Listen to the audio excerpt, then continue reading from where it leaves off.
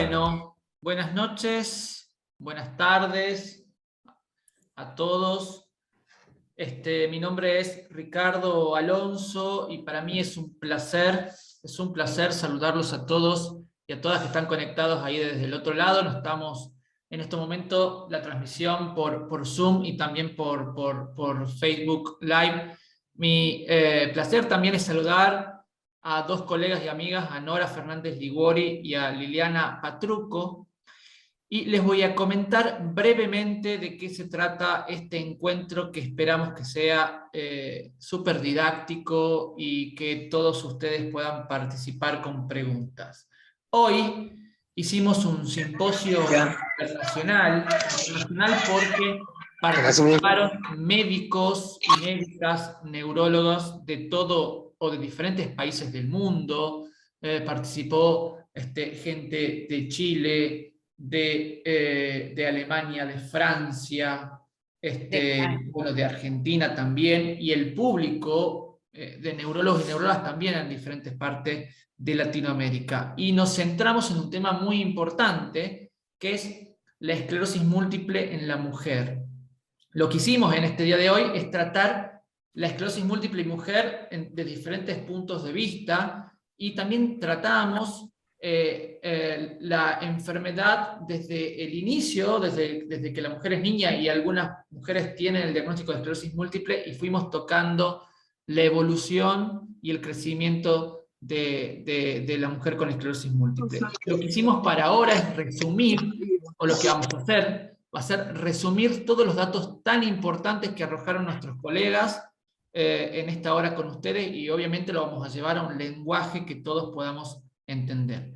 ¿Cómo vamos a resumir todos los datos científicos contándole una historia? Obviamente es una historia inventada, una historia, digamos, que va a servir de ejemplo, pero que nos va a servir para tocar todos los puntos más importantes de la esclerosis múltiple en la mujer. Esta historia cuenta la historia de Emma, que es una niña de 11 años que tuvo un episodio, o un primer episodio que le llamamos brote, y que después de 2 años vuelve a tener otro brote, y a Emma a los 13 años le diagnostican esclerosis múltiple. Probablemente del otro lado, tanto aquí conectados en Zoom y en Facebook, haya madres y padres de niñas o niños con esclerosis múltiple, y seguramente pueden tener diferentes preguntas. Pero como el tópico de hoy tiene que ver con mujer y esclerosis múltiple, las preguntas están relacionadas principalmente a las niñas con esclerosis múltiple. Pero si hay preguntas, obviamente, que no están relacionadas con esto y ustedes la quieren hacer, en el chat, tanto de Zoom como de Facebook, pueden hacer. Bueno, ahora quiero pedir que se sumen, que prendan las cámaras, si no la tienen encendidas, Liliana y Nora, ahí la estoy viendo. Hola Lili, hola Nora, muchas gracias por estar acá conmigo, por engancharse en esta reunión tan simpática que es resumir todo lo que ustedes nos han enseñado hoy desde el punto de vista científico para pacientes. ¿Cómo les va? Pueden saludar a todas las pacientes y los pacientes que están del otro lado. Sí, por supuesto, Ricky. Les decimos buenas tardes, buenas noches a Hola todos a todos. del otro lado, y gracias por haberse sumado. Hola a todos y a todas. En general todas, la mayoría presumo. Bueno, gracias. La primera pregunta, Lili, pensemos en una niña con esclerosis múltiple. Estamos de vuelta, te introduzco en la historia de Emma, una niña de 13 años con esclerosis múltiple, y tanto el papá como la mamá seguramente quieren saber cómo va a evolucionar, cómo va a ser la vida de Emma en los próximos años.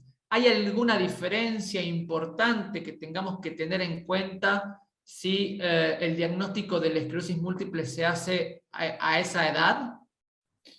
En realidad, cuando hablamos de esclerosis múltiple, es mucho más común en los adultos, ¿no? Generalmente decimos que empieza entre los 20 y los 40 años. Eso no quita, por supuesto, que pueda haber casos pediátricos. Y estos casos pediátricos pueden iniciarse en personas tan jóvenes como Emma, cuyo diagnóstico fue hecho a los 13 años. Entonces, Creo que lo más importante en este punto es, en el momento en que conocemos a Emma y hacemos su diagnóstico, no podemos saber a ciencia cierta o de antemano cómo va a evolucionar la enfermedad. Por eso es que lo más importante es asegurarnos ese diagnóstico y discutir con Emma, fundamentalmente, pero también con sus papás, porque obviamente la van a estar acompañando en cada una de las consultas, cuál sería el mejor tratamiento para ella, con la idea de que esa enfermedad la podamos controlar y Emma o cualquier niña o niño con esclerosis múltiple tenga una vida normal. Lili, ¿y puede impactar el diagnóstico de esclerosis múltiple en el rendimiento escolar? Y te voy a llevar la pregunta, porque también hay pacientes adultos, si la esclerosis múltiple puede afectar la memoria, la atención en pacientes adultos, y en los niños si puede obviamente afectar el rendimiento escolar. Sí, de hecho, esto de lo que nosotros hablamos de los trastornos cognitivos en esclerosis múltiple es como uno de esos que llamamos síntomas ocultos o no tan preguntados, por lo menos hasta hace un tiempo atrás, ¿no? Hoy en día, como sabemos que la esclerosis múltiple puede dar problemas de memoria o problemas de atención, lo más importante es detectarlos rápidamente. Por eso, en adultos siempre lo hacemos y en los niños también. De hecho, los neuropediatras lo que hacen es una evaluación cognitiva de estos niños para ver en cuáles de las áreas pueden tener algún defecto. Es importante la comunicación también con los educadores, porque son los que están en contacto con ellos en el colegio, para que también cuenten cuáles son las fallas o los defectos que notan. Una vez que se confirma o que se detectan esas fallas, lo importante es empezar a trabajar. ¿Y cómo podemos trabajar en eso? Bueno, probablemente tengamos que plantear un apoyo en alguna de estas materias, un apoyo psicopedagógico o determinados ejercicios para que puedan recuperarse y que obviamente su rendimiento escolar sea lo que esperamos para niños o niñas que están en edad escolar, ¿no? Pero sí, los problemas en el rendimiento escolar están presentes, es importante detectarlos porque podemos trabajar en ellos y mejorarlos, por lo menos bastante o mucho. Perfecto, Lili, muchas gracias. Nora, te hago una pregunta. Hay diferentes estudios, o sea, nosotros por ahí vemos y buscamos información sobre estudios que pueden hablar que la enfermedad se puede hacer un poquito más complicada en una niña con diagnóstico de esclerosis múltiple cuando pasa a la adolescencia. ¿Qué datos o qué cosas nos podés contar brevemente? Y si hay alguna influencia esto de la menarca en esta situación. Brevemente, algún dato. Sí, sabemos que la esclerosis múltiple, más allá de un montón de otros factores, hay un factor, aparte del trastorno inmunológico que lleva a que esta sea una enfermedad de naturaleza autoinmune, se sabe que hay un componente hormonal muy, muy importante. Tanto en hombres como en mujeres, y fundamentalmente en las mujeres tiene que ver con la relación entre los estrógenos y la progesterona, que va, digamos, modificándose esos niveles a lo largo de toda la vida de una mujer. Sabemos que la menarca, o sea, la primera menstruación, se considera el fin de la pubertad en las nenas. Y bueno, ahí es cuando en realidad ya desde el punto de vista hormonal una niña ya empieza a menstruar y ya empieza a generar ciclos ovulatorios, ya similar a lo que hace una mujer un poco más adulta. Y este cambio hormonal se ha estudiado bastante y se ha visto que la menarca, o sea, la primera menstruación, es un momento, o la perimenarca, digamos, alrededor del tiempo de la menarca, es un momento, digamos, yo diría de mayor riesgo, o por lo menos se sabe que muchas veces el comienzo de la enfermedad se manifiesta aproximadamente en esta edad.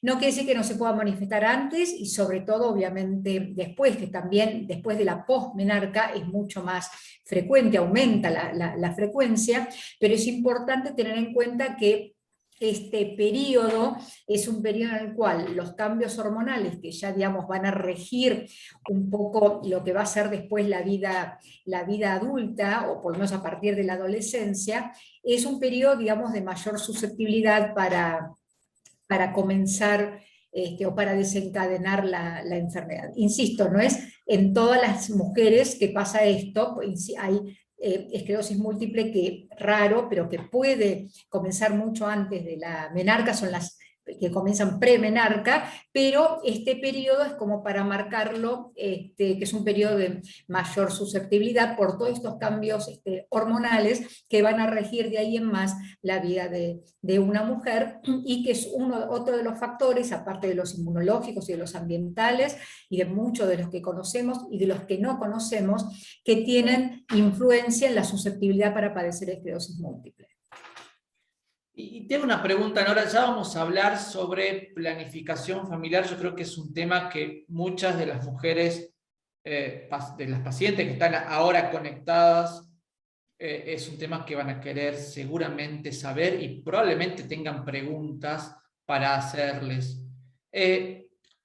¿Se puede tomar anticonceptivos en pacientes con esclerosis múltiple? Es mi primera pregunta. La segunda pregunta, si hay algún anticonceptivo que debería utilizarse, no solamente pastillas, algún método anticonceptivo que debería usarse y otro método que no debería usarse. Y mi tercera pregunta es si la medicación que se usa para tratar la esclerosis múltiple puede de alguna forma afectar al anticonceptivo, o el anticonceptivo podría afectar la medicación para la esclerosis múltiple. Sí, por supuesto, se pueden tomar anticonceptivos. Ya estoy hablando de mujeres, no niñas, obviamente, mujeres de adolescentes para arriba. Nosotros aparte somos especialistas en adultos. No hay ninguna contraindicación para los anticonceptivos. Es más, prácticamente ahora casi toda la población que tiene esclerosis múltiple, sobre todo desde los inicios, sabemos que el tratamiento cada vez es más temprano, y teniendo en cuenta que muchos de los medicamentos o de los fármacos que se utilizan no pueden utilizarse durante el embarazo, obviamente el tema de la anticoncepción cobra una importancia realmente grande. Y sobre esto tienen que estar asesoradas todas las mujeres y sus parejas. En realidad hay muchos, obviamente, anticonceptivos. Si uno tuviese que hablar como de una pirámide o de escalones, están de los menos efectivos, con alto riesgo de embarazo, hasta los más efectivos, que son los que se conocen como anticonceptivos de larga duración. En estos estarían los anticonceptivos o los implantes hormonales o los implantes metálicos, como por ejemplo los dispositivos intrauterinos. De ahí para abajo, pastillas, preservativos, etcétera, tienen menor efectividad. Y lo importante es obviamente que el anticonceptivo se use. Por eso, con estos anticonceptivos de larga duración, que se llaman por sus siglas en inglés de LARC, en general, como no dependen de que una mujer o un varón se acuerden de usarlo o no, por eso también su eficacia es muchísimo mayor, y puede haber una falla del método, nadie está exento, pero el porcentaje de efectividad es casi del 100%. Hay muy poco estudiado sobre la interacción entre los fármacos inmunomoduladores, o sea, los que se tratan para tratar de modificar la evolución de la enfermedad. En general no hay mayores contraindicaciones, no hay. Quizás pueda haber alguna...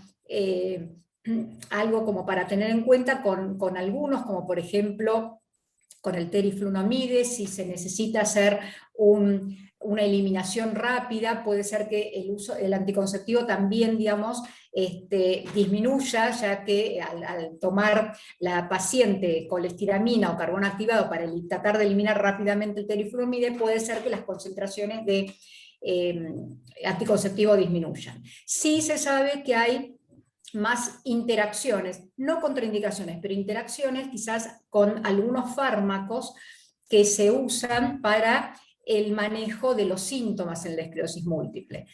Por ejemplo, cuando se usan fármacos para el dolor, que se usan algunos antiepilépticos, o para la fatiga, o para la espasticidad, puede haber algún grado de interacción, y eso es importante que el médico lo conozca y que esté en contacto estrecho con él o la ginecóloga que trata a esta paciente, para tratar en todo caso de ajustar o reajustar la dosis de la medicación.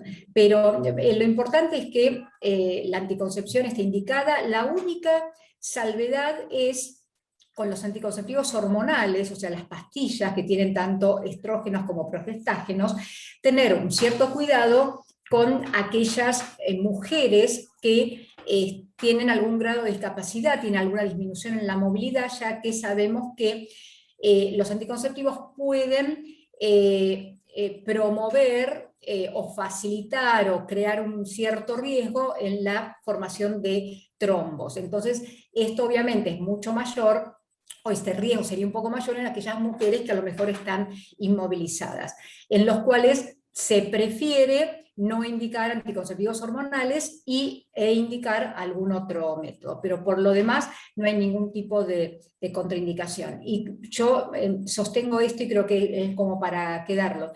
El anticonceptivo no tiene contraindicación, se pueden usar con las medicaciones que se están tomando, teniendo algunas, obviamente, consideraciones, pero el anticonceptivo hay que tomarlo, y creo que eso es lo más importante. Bueno, gracias. Ahora vamos a seguir un poco en la vida de Emma. Emma comenzó a crecer, hay otras cuestiones que van a ir apareciendo en la vida de Emma, y entonces vamos a ver qué preguntas y qué cosas se nos van ocurriendo, porque a medida que la mujer va creciendo, hay ciertas circunstancias que van apareciendo también en su vida. Muchas deciden comenzar o seguir estudiando en una tecnicatura, en un terciario, en la facultad, terminar el secundario, etc. Otras comienzan a trabajar, muchas se ponen en pareja, se casan o no se casan pero conviven, y empiezan los deseos de maternidad, pero también empiezan algunos síntomas, empiezan muchas veces algunos olvidos, empieza la fatiga, etc. Esta es la vida de Emma. Entonces estamos en el momento en que Emma conoce a Juan y se pone en pareja con Juan desde hace 3 años, comienza a trabajar y trabaja tanto que también muchas veces se siente fatigada, y nos pregunta a nosotros si la fatiga es normal, y si puede ser porque trabaje mucho o porque la enfermedad la hace fatigar. ¿Qué respuesta tenés vos, Lili, con esto de la fatiga? Si es normal, es frecuente, es infrecuente. ¿Qué le decís a Emma? Lo que le digo a Emma es que la fatiga es uno de los síntomas más comunes en las personas que tienen esclerosis múltiple. ¿Puede estar relacionado a que Emma trabaja muchas horas? Sí, pero habitualmente la fatiga en esclerosis múltiple es un cansancio que es exagerado desde el punto de vista físico, y que en realidad aparece ante actividades que no son tan demandantes. Entonces, primero tratar de diferenciar fatiga relacionada a esclerosis múltiple de otras causas. Por supuesto que una mujer con esclerosis múltiple puede tener además otras enfermedades, puede estar anémica, por ejemplo, tener una enfermedad tiroidea, y eso está asociado también a fatiga. Entonces, buscar y descartar anemia, buscar, descartar y eventualmente tratar enfermedad de tiroides. Muchas veces la causa de fatiga está relacionado a que no pueden descansar bien a la noche. Y entonces lo que tenemos que hacer en esos casos, en lugar de inmediatamente poner un tratamiento para tratar de mejorar la fatiga diurna, es investigar cómo está durmiendo. ¿Duerme suficientes horas? Cuando se levanta a la mañana está descansada, tu pareja dice que roncás o que movés mucho las piernas, porque probablemente corrigiendo esos defectos en el sueño, mejoremos también la sensación de cansancio durante el día. Una vez que sacamos del medio todas estas otras causas que pueden provocar la fatiga, decimos, muy bien, indudablemente esta fatiga está relacionada al diagnóstico de EMA de esclerosis múltiple. ¿Tenemos medicamentos para utilizar y controlar esa fatiga? Sí, los tenemos. No sabemos de antemano si van a funcionar o no, pero son distintas las opciones con las cuales podemos probar. Y lo otro es recurrir a lo que se llaman las técnicas de ahorro de energía, que tal vez Emma, si tiene un trabajo que esa jornada completa no se lo permita, pero en otras mujeres uno puede plantear que tome pequeños descansos a lo largo del día, y no estoy diciendo que duerman una siesta de 3 horas, que la verdad que cuando se puede hacer está muy bueno, pero habitualmente muy pocos pueden hacer esto y no lo necesitamos en este caso. Pero pequeños descansos que varían entre los 10, 15 o como mucho 20 minutos permiten recuperar esa energía y después rendir mucho más a lo largo del día. Pero hay que explicarle a Emma, ¿la fatiga puede estar relacionada a tu enfermedad? Sí. ¿La podemos tratar? Sí. ¿Podemos mejorarla? Sí, también. Es interesante. Indicaba Ricky que también, y ahora me estaba acordando que estaba pensando, hay algunos medicamentos que pueden empeorar la fatiga, como son los antidepresivos o eventualmente los medicamentos para tratar la espasticidad. Entonces, otra de las preguntas que además tenemos que hacer es, ¿qué estás tomando? Y ver el impacto que pueden tener esos medicamentos en el cansancio y si es posible reducir sus dosis o sacarlos. Genial, Lili. Seguramente hay muchas personas del otro lado que tienen muchas preguntas. Recordamos que hay una función aquí abajo que es el chat, tanto para la gente que está conectada aquí en Zoom, y también hay un chat para la gente que está conectada en Facebook Live. Emma siguió en pareja, Lili. Ahora van 5 años de pareja. Qué bueno. La verdad que conoce a su médico hace muchos años, pero un día viene y cuenta que comenzó a tener problemas con su pareja. Su pareja de alguna forma se enoja con Emma porque Emma no quiere tener, o no es que no quiere tener, no tiene deseo de tener relaciones sexuales. Cuando tiene, las pocas veces que tuvo relaciones sexuales en el último tiempo, no pudo llegar al orgasmo, no tuvo la misma satisfacción que tenía años anteriores. Ella no había consultado esto con su médico porque le daba vergüenza. Entonces yo lo que te quiero preguntar desde tu experiencia, si esto puede estar relacionado a lo que le está pasando a Emma. Emma en estos momentos tiene 29, 30 años. Si esto que le está pasando, su falta de deseo o esto de por ahí no llegar al orgasmo dentro de sus relaciones sexuales puede estar ligada a la esclerosis múltiple, o estoy diciendo un disparate.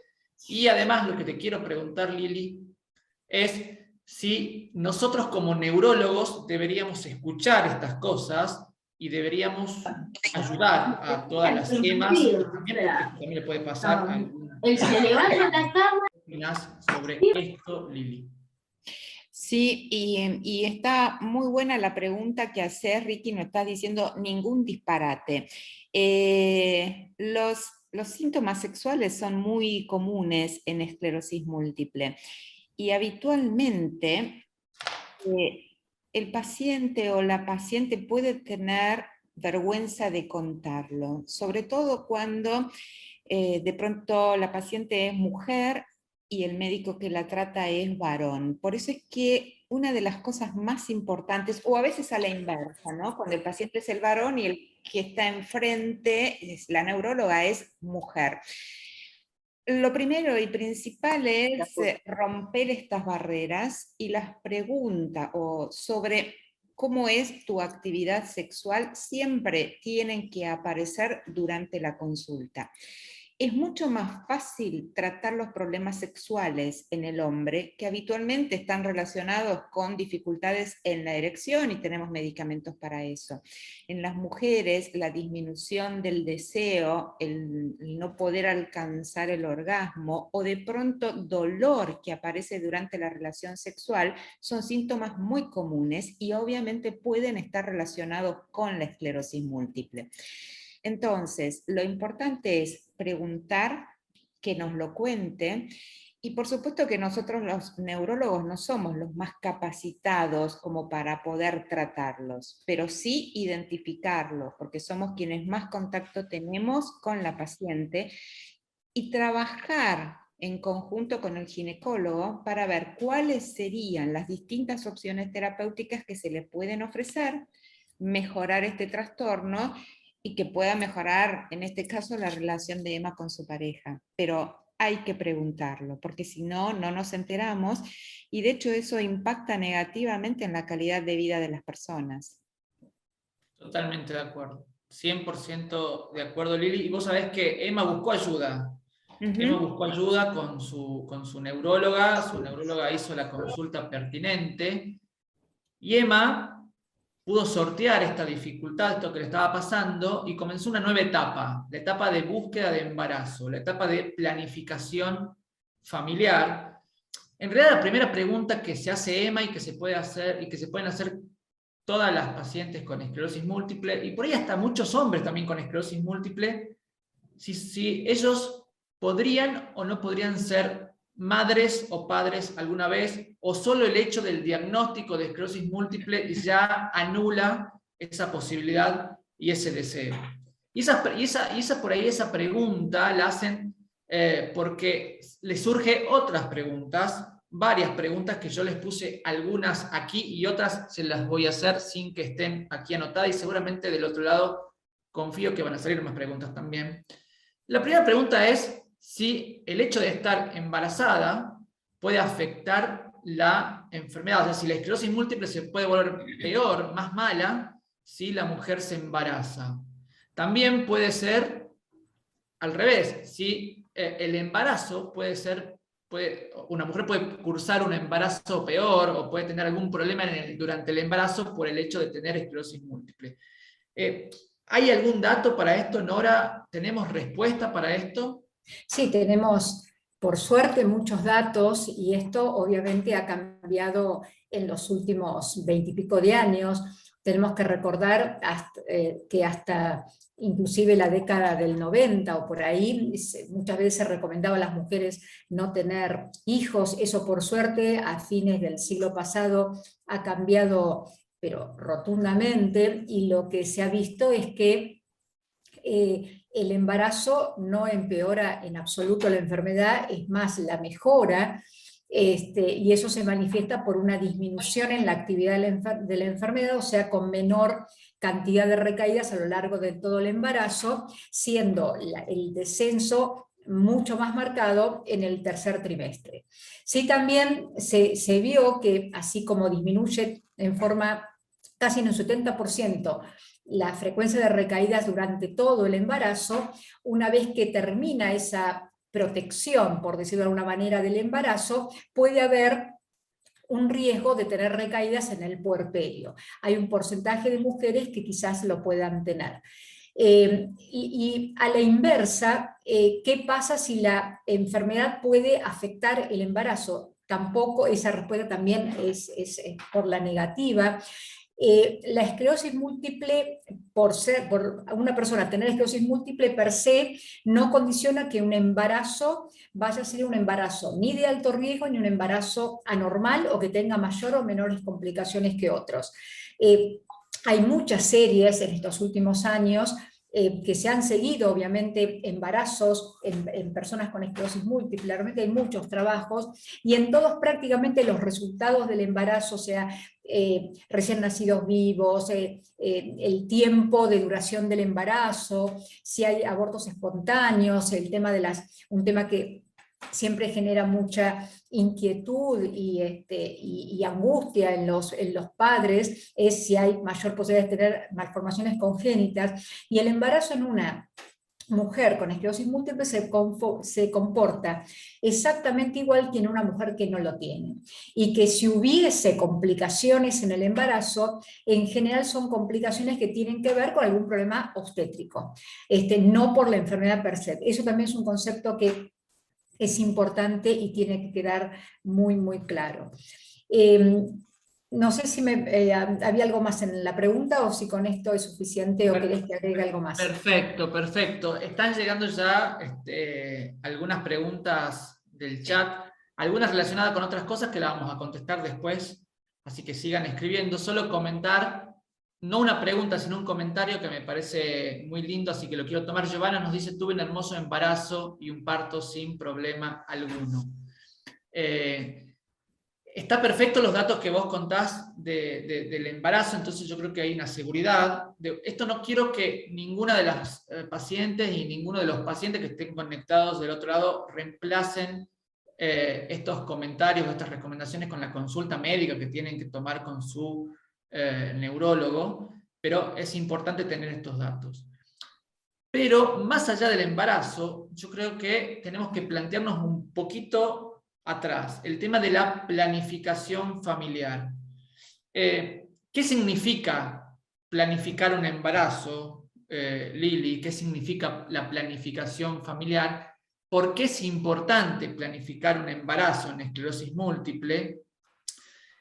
Y algo relacionado también con la planificación familiar, cuando las pacientes con esclerosis múltiple tienen que comenzar a hablar este tema con sus médicos, o cuando los médicos deberíamos nosotros, porque hay que también tener una responsabilidad en esto, porque es un binomio médico y el paciente, tendríamos que comenzar a hablar sobre planificación familiar.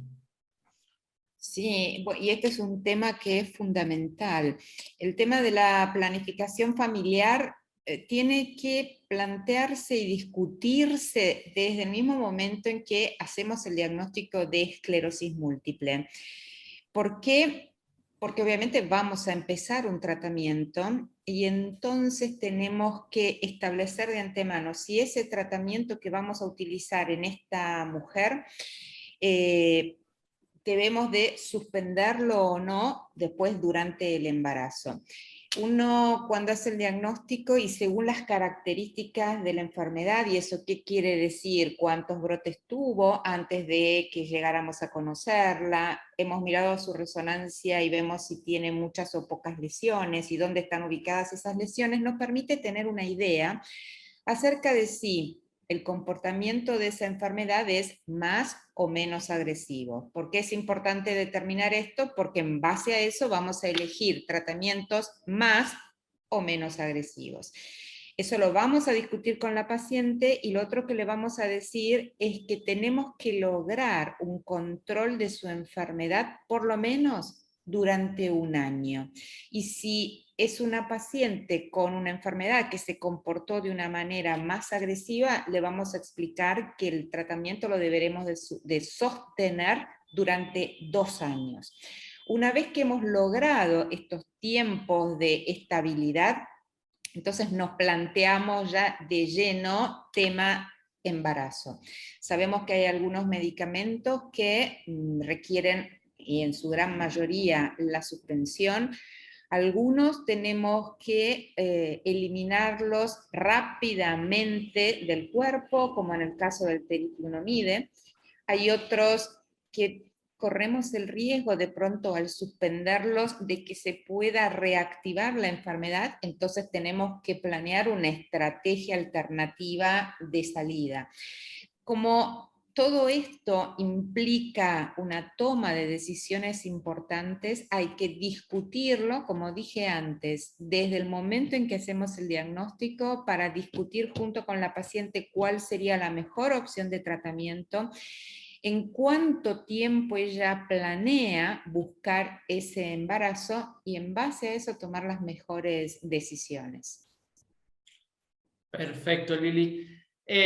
Acá ya empiezan a llegar preguntas sobre este tema específicamente. Hay una de las preguntas que pusimos nosotros que creo que tiene mucho que ver con una pregunta de Mariana. Te la leo, Nora, la pregunta de Mariana, que creo que tiene que ver con lo que pusimos nosotros y algo que ya lo estuvo mencionando Lili. ¿La medicación que tomamos los pacientes con esclerosis múltiple llega a afectar en caso del embarazo al bebé?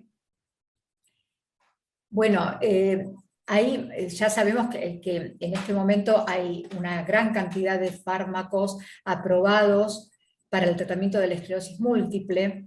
Hay dos fármacos que son el interferón beta y el acetato de leterambert, de los cuales son los primeros que se aprobaron ya hace más de 20 años, y que luego de muchos años y de muchos estudios se llegó por suerte a la conclusión desde hace muy poco tiempo de que tanto el interferón beta como el acetato de leterambert son seguros y que una mamá que decide tratada con estos fármacos y que quiere quedar embarazada puede seguir sin ningún tipo de inconveniente medicada con estos fármacos hasta que queda embarazada. Algunos consideran que pueden seguir más allá de saber, de continuar durante el embarazo. No está demasiado bien dilucidado eso, pero sí no hay ninguna duda que una mujer que quiera planificar su embarazo con estos dos fármacos es mucho más fácil, porque cuando toman la decisión deja el método anticonceptivo y espera a embarazarse. Con la medicación, una vez que se entera que está embarazada, las puede suspender. No así con el resto. Todos los fármacos... Sí. Te interrumpo un segundo, sí, antes sí. que pases a al otro Sí. grupo de medicamentos, porque hay una pregunta que me parece atinada hacerlo justo en este momento, de Paola Martínez, que dice: cuando me embaracé no me di cuenta y seguía con el tratamiento que era interferón. Y la pregunta es si esto le puede perjudicar a su hija, que ahora va a cumplir 3 años. Bueno, es una muy buena pregunta. Hay también ya algunos estudios que de no solamente suspensión del interferón en el momento de la concepción, sino seguidos durante por lo menos el primer trimestre, que presumo que es un caso parecido a lo que le pasó a Paola, y el seguimiento del embarazo y de los niños prácticamente arrojó resultados compatibles como niños normales y embarazos y resultados y recién nacidos normales, o sea que a largo plazo no pareciera haber inconvenientes. Sí, también hay que aclarar que piensen que hace no más de 2 años que se aprobó la indicación de continuar con interferón hasta el momento de la concepción, con lo cual el seguimiento a largo plazo de los niños y niñas nacidos de estos embarazos que han sido expuestos no es demasiado prolongado. Hasta lo que sabemos, no pareciera haber ningún tipo de impacto negativo en el producto de la gestación a largo plazo, por lo menos durante el plazo que hasta ahora estos niños y niñas han sido seguidos, ¿no? Lo cual es un dato muy, muy importante. Perfecto. Y brevemente, ¿qué podés comentarnos de los otros tratamientos, de los que no son inyectables? Un repaso breve. Los fármacos orales, algo importante. Todos los fármacos, cualquier fármaco, independientemente de que sea para la esclerosis múltiple o no, o sea, las pastillas en general están formadas por moléculas químicas que tienen un peso bajo, eso se llama peso molecular. todos los compuestos químicos que tienen ese peso molecular, que es el peso de cada molécula, bajo, tienen facilidad y atraviesan todos la placenta. Con lo cual, todos los medicamentos orales de por sí, sea el cual fuere, están contraindicados en el embarazo. No así otras moléculas, como por ejemplo el interferón beta, el acetato de latiramer, y los conocidos como anticuerpos monoclonales, como por ejemplo, que son más recientes, el natalizumab, el ocrelizumab, el alemtuzumab, como son moléculas muy, muy grandes, en general no atraviesan la placenta durante por lo menos el primer trimestre. Pero bueno, los fármacos orales están todos contraindicados, y salvo el interferón y el acetato de latiramer, ninguno de los otros, ni siquiera los anticuerpos monoclonales, al menos a la fecha, están aprobados para su uso durante el embarazo. Y todos estos fármacos tienen lo que se conoce, tanto los orales como los monoclonales, lo que se conoce como un tiempo de washout o un tiempo de lavado. ¿Qué significa? Que hay que suspenderlos durante un determinado tiempo antes para permitir que se elimine la mayor cantidad de medicamento del cuerpo de la madre para intentar un embarazo, y que eso, en el caso de que la mujer quede embarazada, no pase por la placenta, o por lo menos inicialmente, no pase al feto y se corre el riesgo de algún daño, ¿no? Insisto, los anticuerpos monoclonales no pasarían en el primer trimestre, pero bueno, todavía ninguno está aprobado.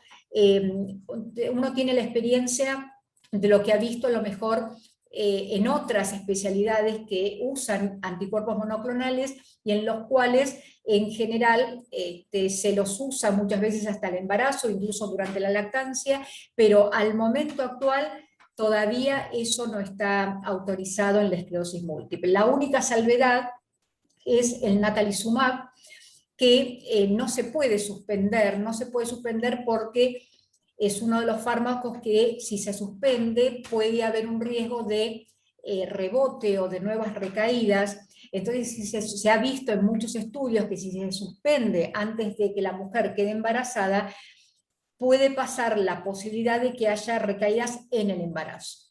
Sabemos, como dijimos previamente, que en general el embarazo tiende a proteger a la actividad de la enfermedad, pero en el caso de suspender brusca el natalizumab antes de quedar embarazada, se podría correr el riesgo de tener una recaída en el embarazo, con lo cual el efecto protector del embarazo no alcanzaría para cubrirlo. Pero bueno, eso lo podemos hablar en un rato, pero ya digamos tenemos formas de manejar la no suspensión del natalizumab.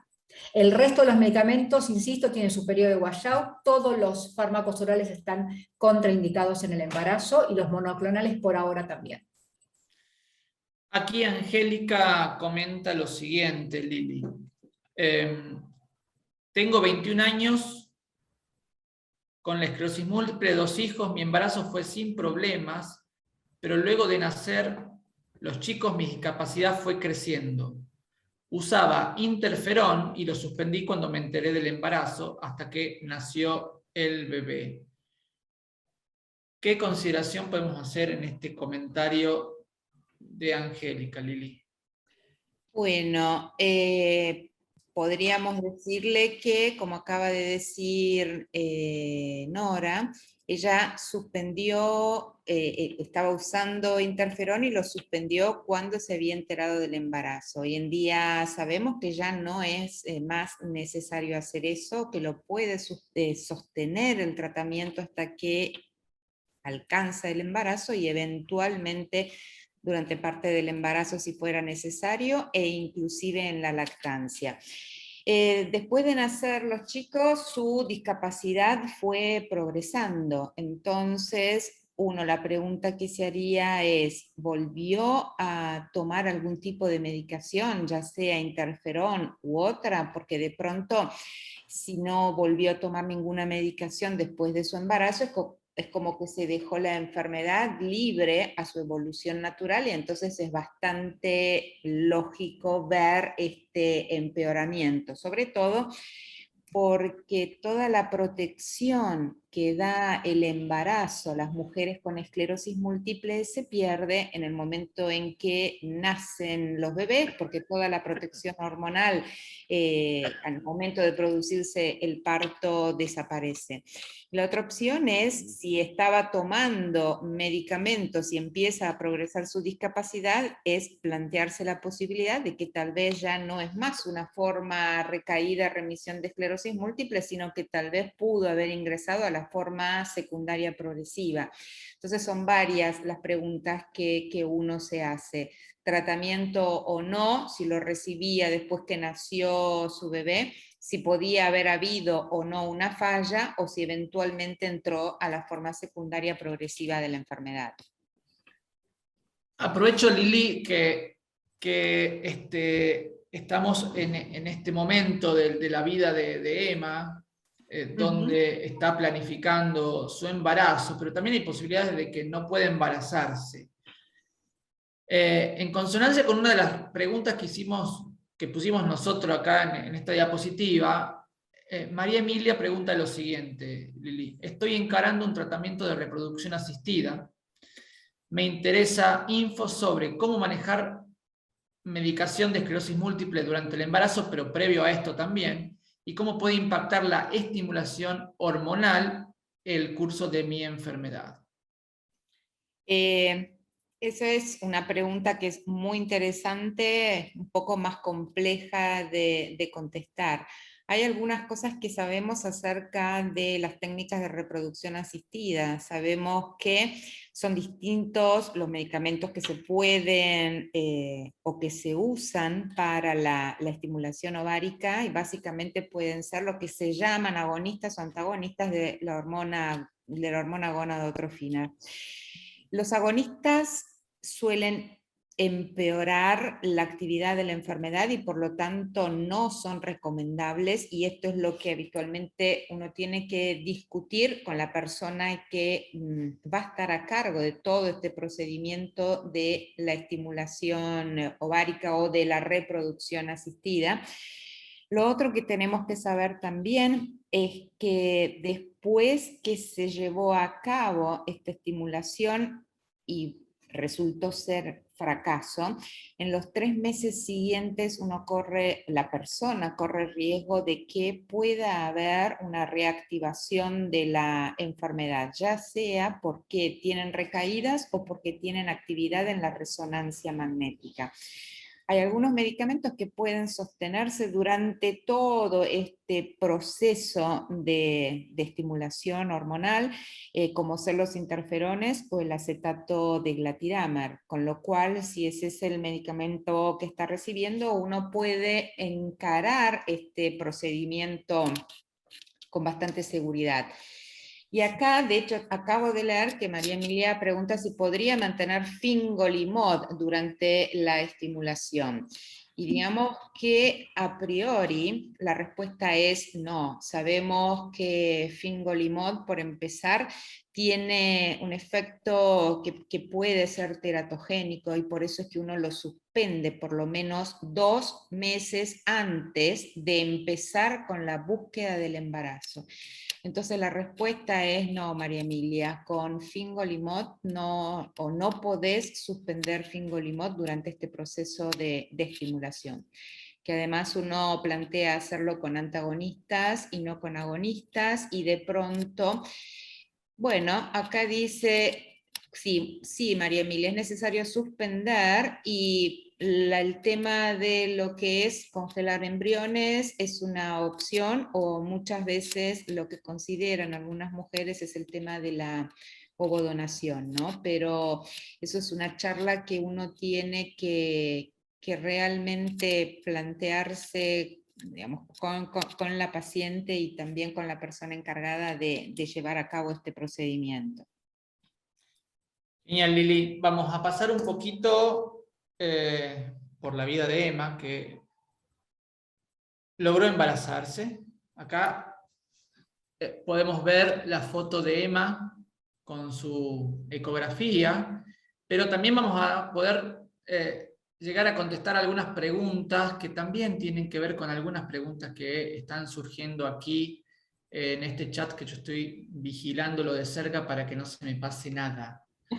Lili, Sí.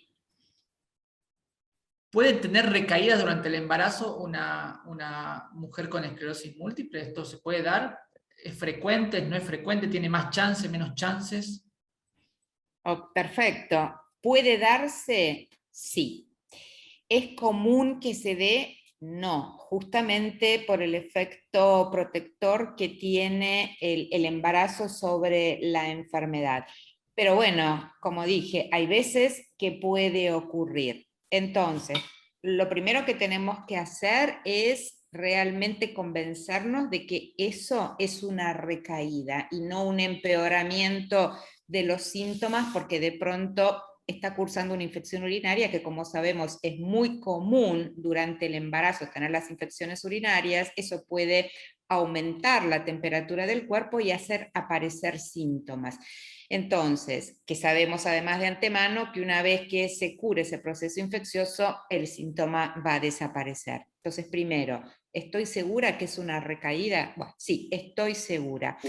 Y lo que tengo que después, la otra pregunta que me hago es, ¿esta recaída altera mucho tu calidad de vida? Sabemos que una neuritis óptica altera muchísimo la calidad de vida porque uno está viendo mucho menos de un ojo. Si tenemos una recaída que impacta en la fuerza y eso empeora un poco la marcha, y sí, también impacta muchísimo en la calidad de vida. Si de pronto el defecto es sensitivo, se durmió la pierna, pero puedo seguir caminando, puedo seguir haciendo mis cosas y no me molesta, entonces eso me va a permitir a mí decidir si lo trato o si no lo trato. ¿Afecta calidad de vida? Lo voy a tratar. ¿No afecta calidad de vida? No lo trato porque se va a terminar yendo solo. Y si decido tratarlo, sabemos que la opción son los corticoides. Y uno se plantea, ¿puedo usar corticoides durante el embarazo? La respuesta es sí, los podemos usar, incluso si esa recaída se produce dentro de los primeros 3 meses del embarazo. No le va a pasar nada al bebé. Y los corticoides los vamos a dar por un periodo corto de tiempo, ¿sí? Que es lo que habitualmente hacemos, endovenosos durante 3 a 5 días. Perfecto, Lili, te dejamos descansar un poco, toma agua, que ahora tengo muchas preguntas. Café, acá tengo. Toma café, que tengo muchas preguntas para Nora. Una de las preguntas que sigue Nora también nos la hace Melba Castellón, que dice: ¿por qué algunos médicos dicen que una persona con esclerosis múltiple no debe tener parto normal? Esto del tipo de parto, ¿qué significa el parto normal, primero? Y después, ¿una persona con esclerosis múltiple puede tener parto normal? ¿Debe ir sí o sí a cesárea? ¿Siempre es así? ¿Nunca es así? Nora. Bueno, esto es algo que, a pesar de que se ha hablado mucho, se sigue realmente preguntando, y está muy bien que lo pregunten para aclararlo. Los partos pueden ser por vía vaginal o por cesárea. Obviamente, en el caso de las mujeres con esclerosis múltiple, no hay una indicación de que por tener esclerosis múltiple tengan que tener un parto por cesárea o por vía vaginal. La decisión, así como estuvimos hablando de las complicaciones eventuales que puede haber durante el embarazo, la decisión si una mujer con esclerosis múltiple va a tener un parto por vía vaginal o por cesárea va a depender exclusivamente de la evolución del embarazo y, cuando llegue el momento del parto, de la decisión del obstetra para definir si es conveniente o no hacerlo por una vía o por la otra. Con lo cual, esto tiene que quedar bastante claro. La verdad que la esclerosis múltiple per se no dice que el parto tenga que ser por cesárea. Sí hay una cosa importante, y es que en todo el mundo, y para todas las mujeres, no solamente las personas con esclerosis múltiple, sabemos que el parto por cesárea va en aumento, por un montón de motivos que no tiene sentido, digamos, discutir, no es el ámbito, pero no solamente a lo mejor se ve un aumento de parto por cesárea en las mujeres sin enfermedades crónicas o sin esclerosis múltiple, sino también en las mujeres con esclerosis múltiple, pero no necesariamente porque la esclerosis múltiple lleve un parto por cesárea. Eso es lo que yo quiero dejar absolutamente en claro. La decisión es exclusivamente obstétrica según la evolución del embarazo y cómo ese embarazo llegue a término. Eso por un lado. Por el otro,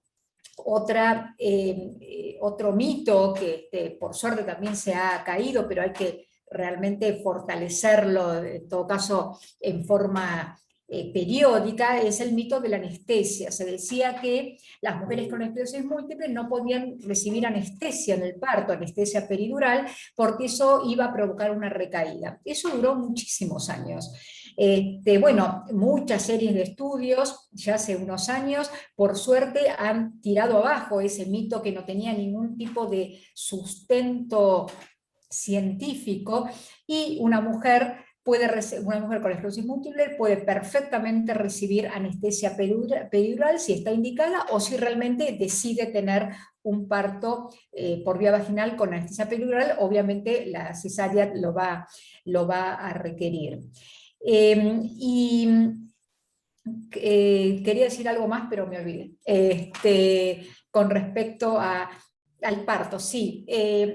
La única salvedad con respecto a el parto por vía vaginal es en aquellas mujeres que quizás tengan algún grado de discapacidad o alguna alteración en la movilidad, o que tengan alguna dificultad en el piso pélvico, menor fuerza, y que realmente a lo mejor someter al parto vaginal no sea lo mejor posible. Quizás ese sea de los únicos casos en la cual la decisión de a lo mejor no tener un parto vaginal, sino por cesárea, más allá de la indicación obstétrica, tenga que ver quizás, obviamente, la enfermedad de base, en este caso la esclerosis múltiple. Pero en todo el resto, la indicación, insisto, no tiene que ver con la enfermedad, sino tiene que ver con lo que el obstetra decida. Y la madre también, porque, bueno, en este momento los partos respetados, la opinión de la madre es fundamental. Genial, Nora. Y Angélica nos da pie para estas últimas dos preguntas de esta sesión, y después ya vamos a avanzar porque Emma va a seguir creciendo y hay preguntas ya cuando Emma es más grande, así que esperamos que tengan paciencia, todavía está embarazada. Esta pregunta de Angélica dice, y después yo te voy a hacer alguna reformulación también para poder extender lo mismo. Mi primer hijo lo amamanté por 6 meses y en ese tiempo no me puse interferón. Con mi otra hija solo pude amamantar por 3 meses y tuve que volver al interferón. Entonces, esto me parece que es bastante gráfico con diferentes cosas que le van pasando a nuestros pacientes. Mi primera pregunta es si se puede amamantar, si es compatible la lactancia con los tratamientos. Algunos sí, algunos no, eso quiero que nos enseñes. Y la otra pregunta es, si no llega a ser compatible, ¿cuándo uno debería retomar el tratamiento? Seguramente esto no se puede generalizar, hay casos puntuales y puntuales, de nuevo esto no reemplaza una consulta médica, pero me interesaría tu opinión. Sabemos que amamantar hace bien a la madre, al bebé. La Organización Mundial de la Salud sugiere amamantar desde el nacimiento, a veces hasta 2 años, idealmente durante 6 meses. Obviamente la situación de las mamás no siempre es la misma, y por suerte, o sea, no hay duda que la lactancia materna es absolutamente recomendable y beneficiosa tanto para la madre como para el bebé, como para el vínculo entre la madre y el bebé. ¿Qué pasa en las mujeres que tienen esclerosis múltiple? Bueno, hasta no hace demasiado tiempo, y la pregunta de recién y los 2 casos que expusieron es un poco, refleja lo que pasaba hasta no hace demasiado tiempo, en el cual ningún medicamento para el tratamiento de la esclerosis múltiple estaba aprobado para la lactancia. O sea, había que decidir amamantar o iniciar tratamiento. Esto ha cambiado al menos con 2 tratamientos, que es el interferón beta y el acetato de glatiramar.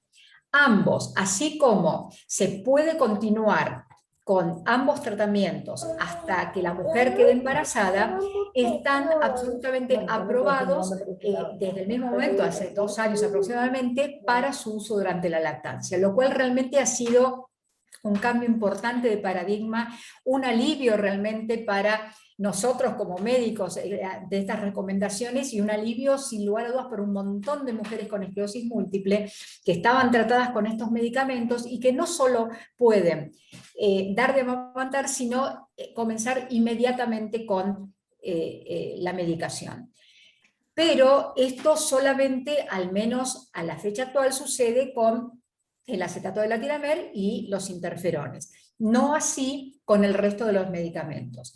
Así como dijimos que todas las moléculas químicas, todos los comprimidos que se toman aprobados para la esclerosis múltiple, pasan por la placenta, todos exactamente igual, porque son muy chiquitos, pasan a la leche materna y por ende al bebé.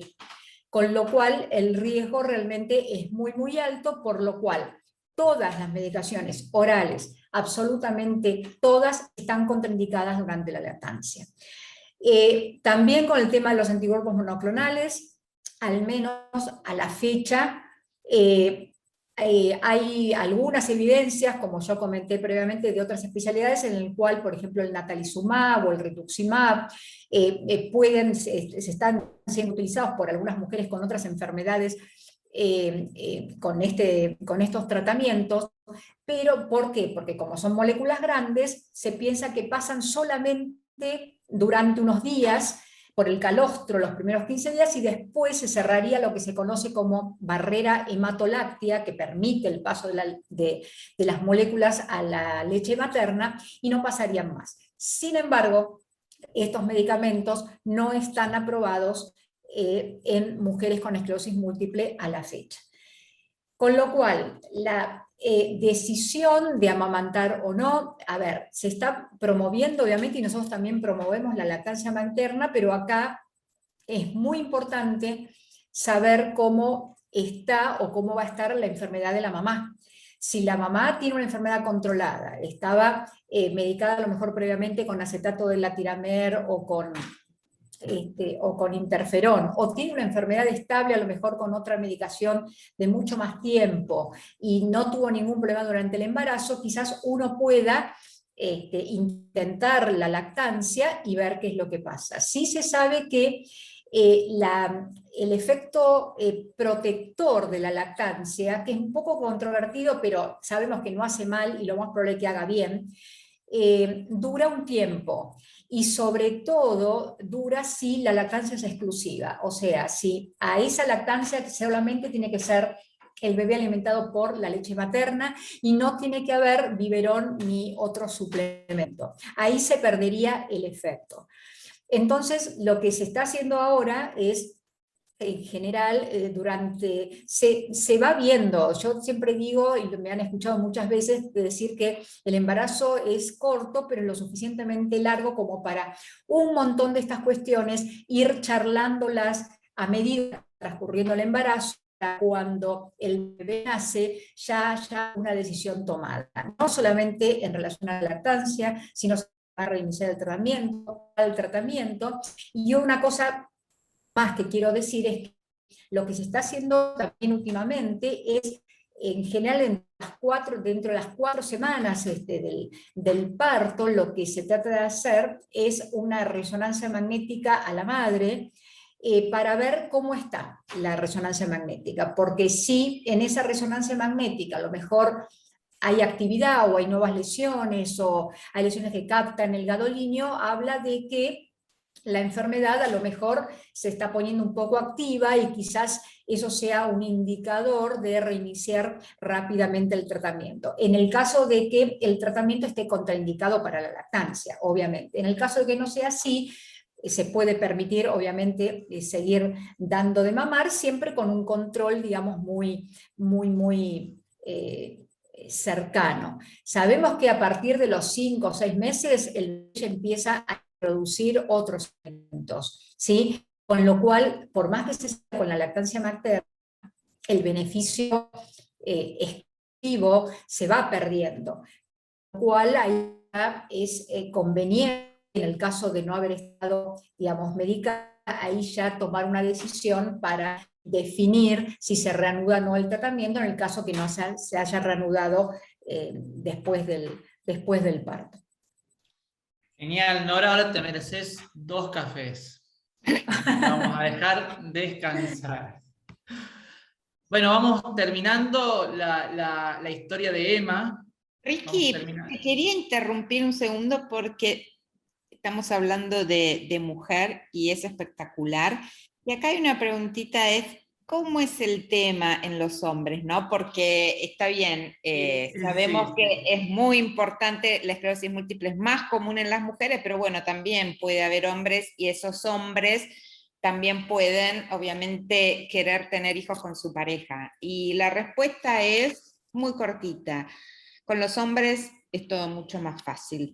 El único cuidado que tenemos que tener eventualmente, más allá de que ahora la evidencia prácticamente dice que no, sería con teriflunomide, que no es necesario, como en el caso de las mujeres, tener que hacer la eliminación acelerada, y con el caso de cladribine. Cladribine en los hombres, después que terminaron sus 2 años de tratamiento, durante 6 meses tienen que seguir con medidas contraceptivas y después embarazar tranquilamente a sus mujeres. Entonces, en los hombres es mucho más fácil, miramos un poquito esos 2 medicamentos y nada más. Gracias, Lili, gracias. Así no nos olvidamos de los hombres, pobres.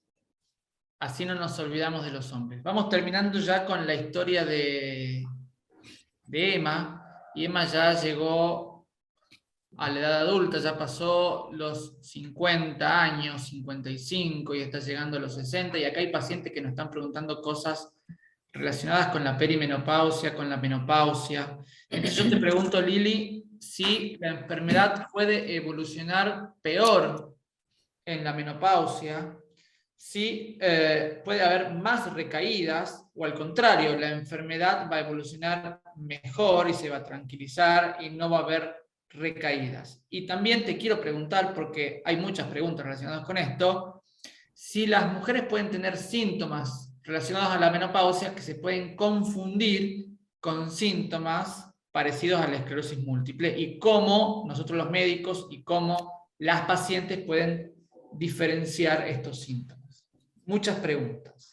Bueno, voy contestando. Si me olvido de alguna, ¿sí? Porque digamos, los olvidos son comunes en todo el mundo, y no solamente en las personas con esclerosis múltiple.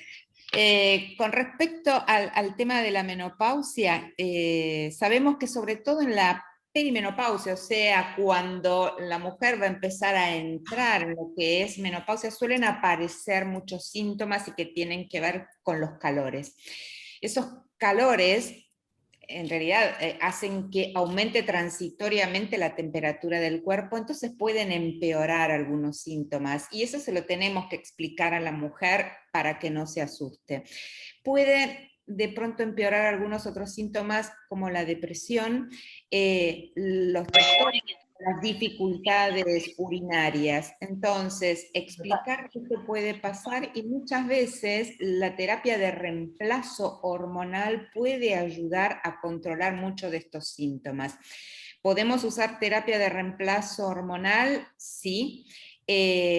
Sobre todo en aquellas mujeres que están entre los 50 y los 59 años, y obviamente vamos a tener que tener en consideración que no tenga antecedentes cardiovasculares, que no tenga ningún antecedente oncológico para poder utilizarlos de manera segura, y por lo menos durante este periodo de perimenopausia y hasta unos 5 años después de que ya llegó la menopausia. Entonces, ¿podemos usar terapia de reemplazo hormonal? Sí, cada caso es particular y las recomendaciones siempre se hacen en base a la mujer que tenemos enfrente, porque no siempre podemos extrapolar estas recomendaciones.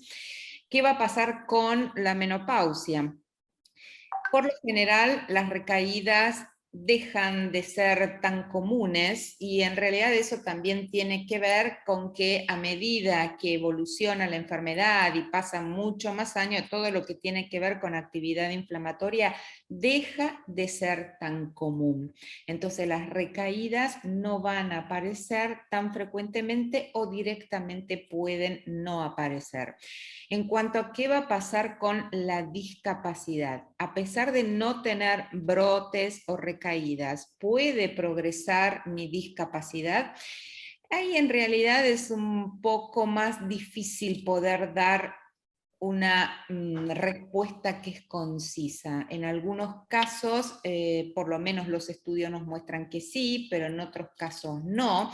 Y lo más probable, o por lo menos así es como lo veo y lo pienso, es que no sea tanto la menopausia la que puede impactar en la progresión de esta discapacidad, sino todos los cambios de neurodegeneración o envejecimiento que acompañan a la edad.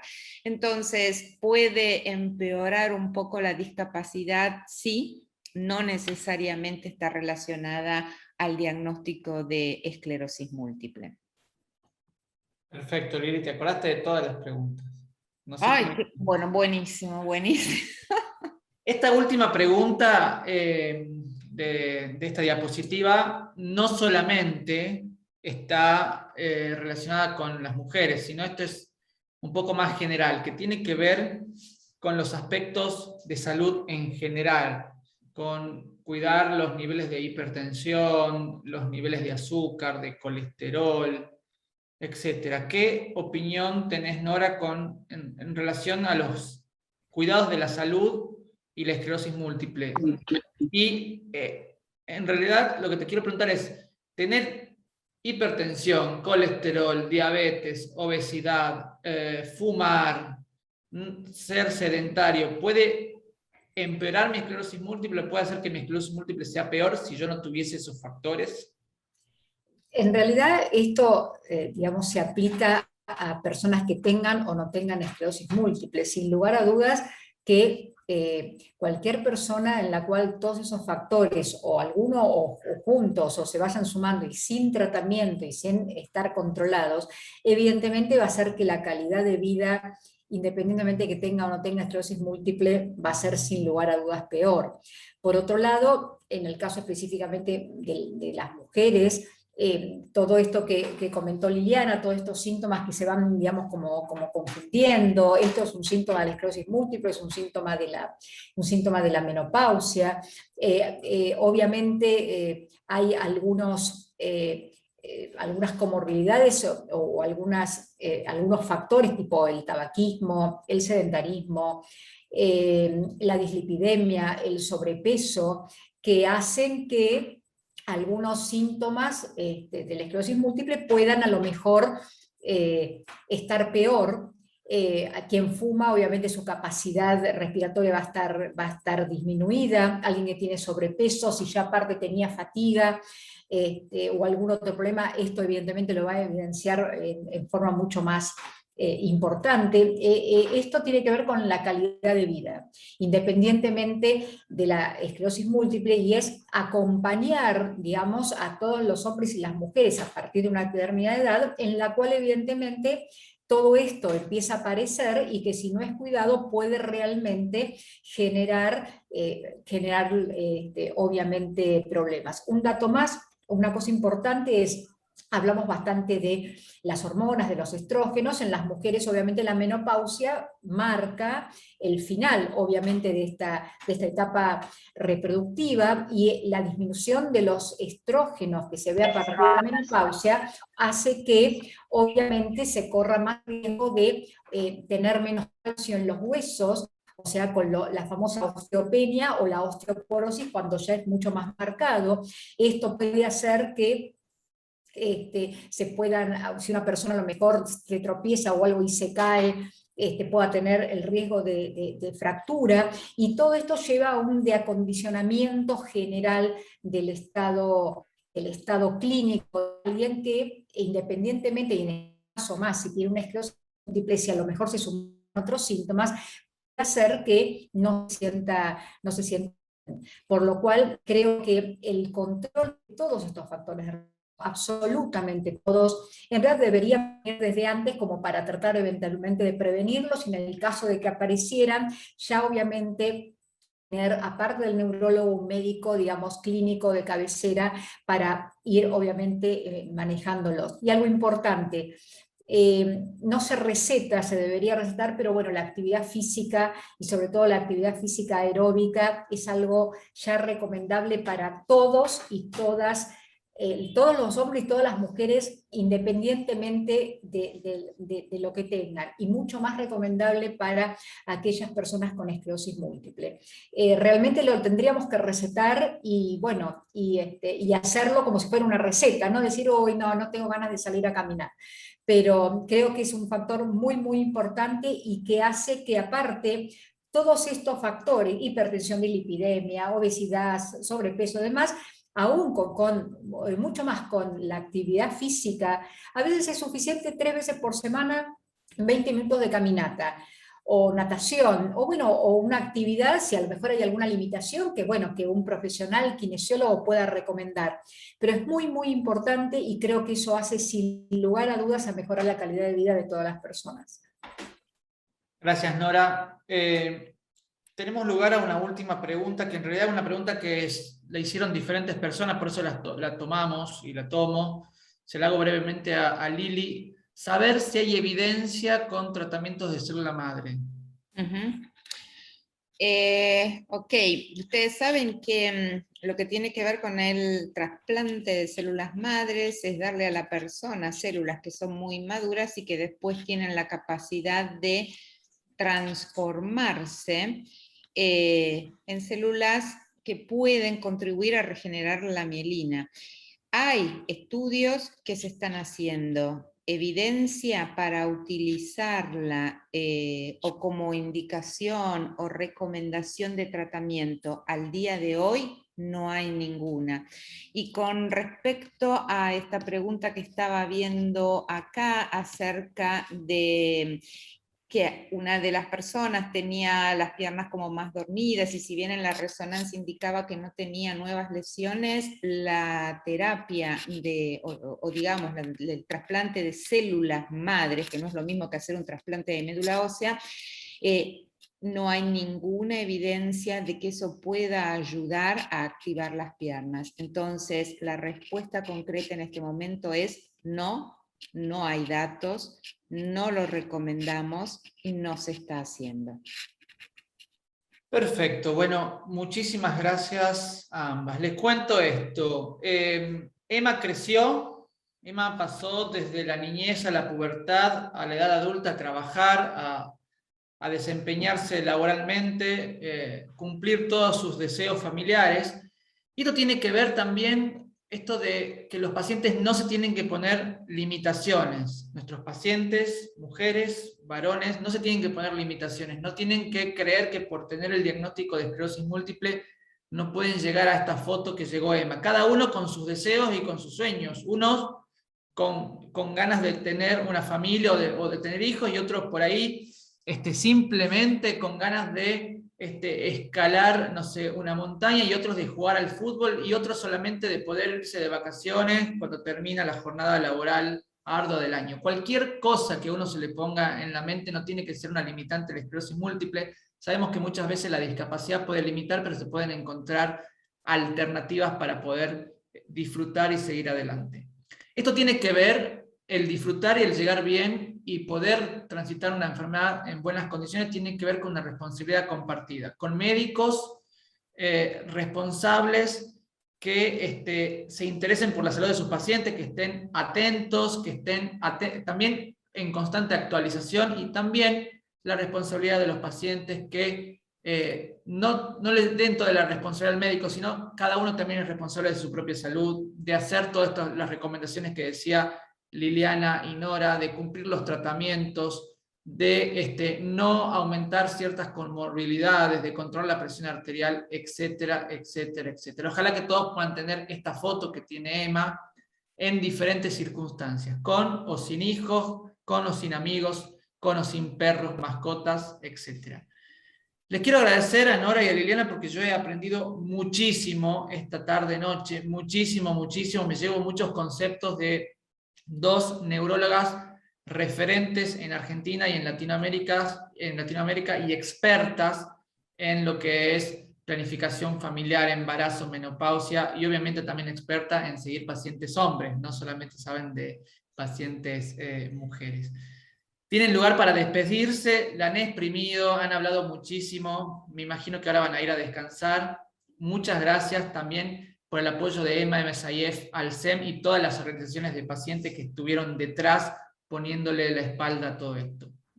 Bueno, Nora y Liliana pueden despedirse de todas las personas que les han sacado jugo. Bueno, yo solamente muchas gracias, primero por la oportunidad de siempre, es un placer tener charlas con los pacientes, yo los vengo haciendo hace muchos años, cuando eran presenciales, y bueno, ahora tenemos esta oportunidad en la cual se pueden unir muchos más. La verdad que muchísimas gracias por conectarse, por escucharnos y por todas las preguntas. Y bueno, ojalá esto se repita muy seguido como nos gusta realmente que se repita. Gracias a todos y buen fin de semana a todos. Y yo quería, por supuesto, agradecer a Emma por habernos invitado a desarrollar esta actividad. Gracias a todos los que están del otro lado y todas las preguntas que nos hicieron, que de hecho eso también nos ayuda a nosotros a ser mejores, a poder entender más cuáles son las dudas y también poder transmitir en un lenguaje que sea fácil y claro toda esta información que nosotros tenemos y poder pasársela a los pacientes para que participen activamente de esto. Y me encanta un comentario que aparece acá que dice, ahora otra charla del hombre y la M. Queda como pendiente, Bueno. y por supuesto vamos a organizar una actividad dedicada especialmente a los hombres, porque son importantes y no nos olvidamos de ellos. Disfruté muchísimo de este encuentro, me encanta compartir actividades con Nora y con Ricardo, así que cuando quieran, acá estamos. Bueno, buen fin de semana para todos. Agradecer puntualmente a Johanna Bauer, que trabajó muchísimo para que esto salga como salió. Bueno, sin más, nos despedimos con esto que dice Lili, una jornada de esclerosis múltiple para hombres. Bueno, buenas noches a todos. Chao, chao. Chao, buenas noches. Chao, buenas noches.